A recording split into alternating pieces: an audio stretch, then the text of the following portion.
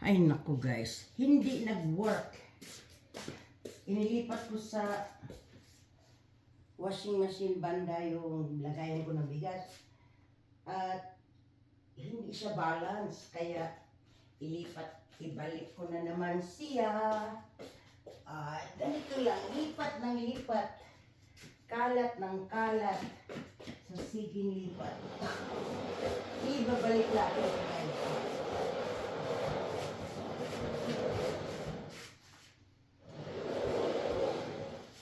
Ayan. Parang hindi kasi balance eh. Diba? Ayan. Yung pagkain ni Charlie dito. Ay. Kung ano-ano na. Kung saan ako nakarating. Kaya itong ibang mga basura na ito, ibigay ko na lang ito sa Goodwill. At ilagay ko na lang ito doon kasi ito guys, mga sa buhok. Ayan yung mga abubot para sa buhok. Kasi minsan dyan kami ng anak ko nagkulot-kulot ng buhok, naglaro-laro. Kaya subukan natin ibalik dito. Kung hindi ito, o hindi naman talaga ito dito, pag hindi siya nag-work dito, ibalik ko na naman dito yung ano ng bigasan. Uy, napagod sa aking ginagawa.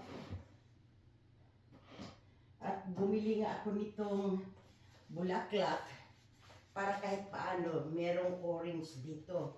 Siguro, pangit lang ang ano niya. Pero talaga sa arawan ito kasi parang tulip siya ito eh.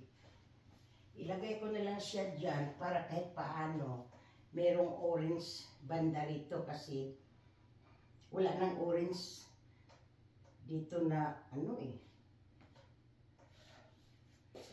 Yung asawa ko, ito ilalagay pa niya ito dito. Ang tigas ng buksan ng Skyflex na yan. Kaya talagang nag-try lang ako guys na ano yung para maging maaliwalas at madaling maglinis. Kaya ganun ang sistema ko. Humihingal ako. Galing kami sa labas guys ni Charlie. So ganyan muna siya. Kahit papaano may orange dyan sa gitna. Si Charlie humihingal yan. Napagod yan. Anong oras na ba Charlie? Yung orasan namin, ayan yung orasan namin. Kailangan pang lagyan ng baterya. Battery. At ibinalik ko na naman itong ano ko dito. Ayan lang gawa ko dito guys. Yung magkalat, magligpit, kalat uli, lipat dito. Ganun lang ang sistema ko dito.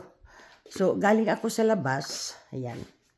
Ganun din ba kayo guys? Katulad sa akin na pag nandoon sa labas, doon magkulikot. Pag andito sa loob, dito magkulikot. Tapos pag naabutan ng katamaran, iwanan lahat. Lahat yan, iwanan. Talaga lang. Ay.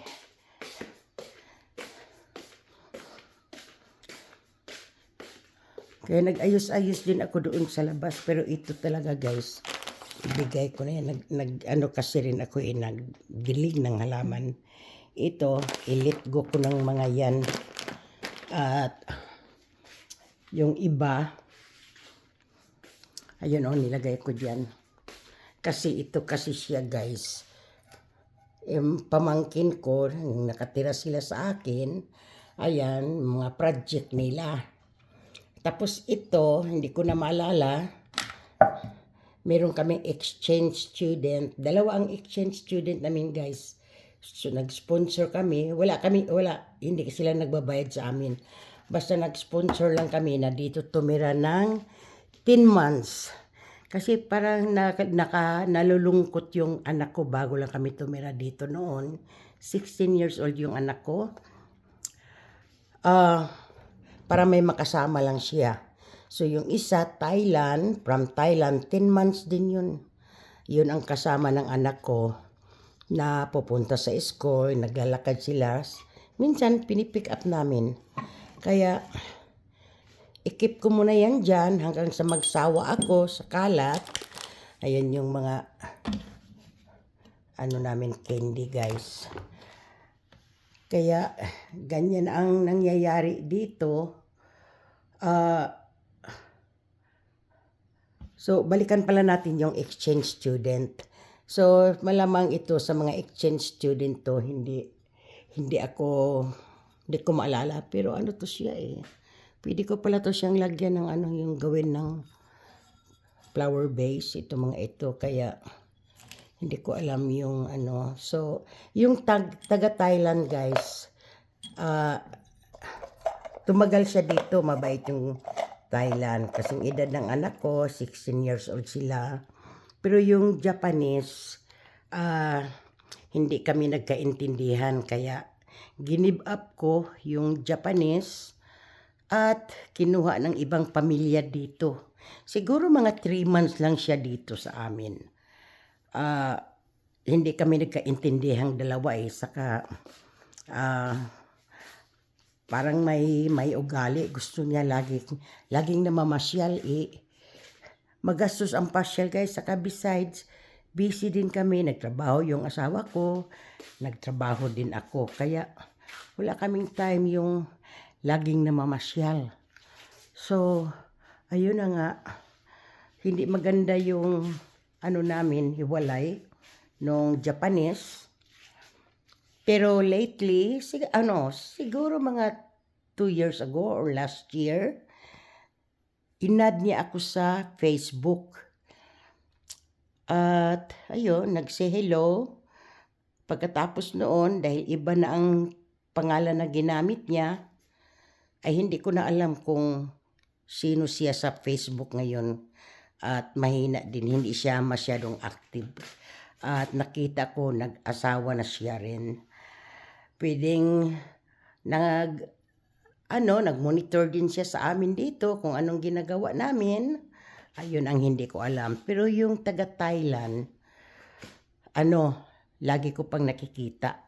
Yeah, ang tawag nila sa amin, mom and dad. Kaya, okay. Tapos bumalik pala yung taga Thailand dito, nagbakasyon.